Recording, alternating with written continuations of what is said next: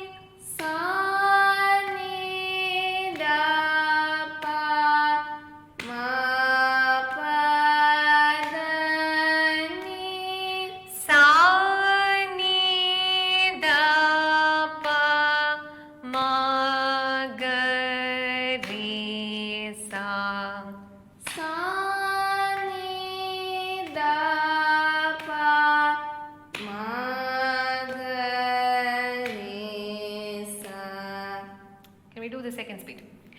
Sarigama Pamagari, Sarigama Padani Sa, Sanidapa Mapadani, Sanidapa Magari Sa.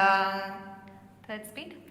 Sarigama Pamagari, Sarigama Padani Sa, Sanidapa Mapadani, Sanidapa Magari Sa. Ninth one, it is just a slight variation of what we did earlier. Earlier it was a straight ascent and descent. Now if you see, it is Pa Ma, then it goes back again to Da. Pa Ma Da Pa.